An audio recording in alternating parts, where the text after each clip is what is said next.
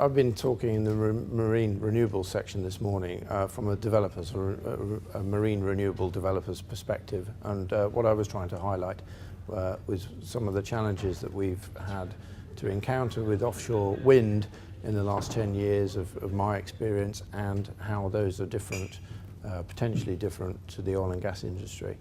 And that's what I was trying to highlight in the conversation that I've just had now. What are those differences? I think some of the significant issues that we have are repeatability of construction. Often the oil and gas industry has single very large high capital value structures to place offshore, and we've got multiple lower capital value structures to place offshore and to then commission and switch on and make into a power station.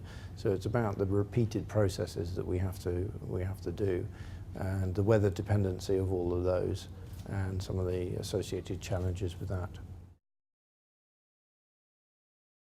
It's the first time that a Marine Renewables session has been talking to the Oceanology International conference, so it was interesting to engage in folk who have not been in the marine renewables industry, although some of them indeed were.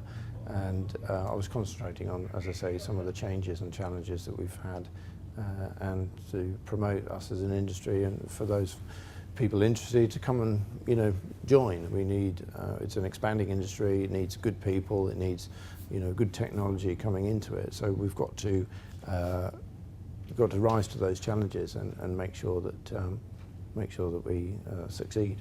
So some of the questions came from technology providers, interested in how their potential components or engineering could help us with the industry, which is always very interesting and challenging for us. So there's a few good questions from that point of view. Yeah.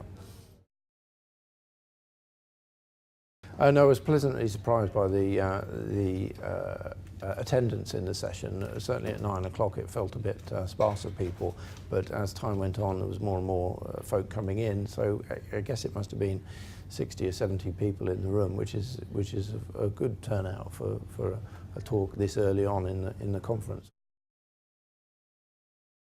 The issues that we've got as an industry is, the issues are many and varied and significant, in getting offshore wind renewables, offshore marine and tidal renewables, implemented, many of which are associated with the ultimate outturn costs of the project. So if we can streamline everything, do things better, do things faster, then of course it's going to help the industry. It's highly capital expenditure intensive, and therefore a significant driver is the cost.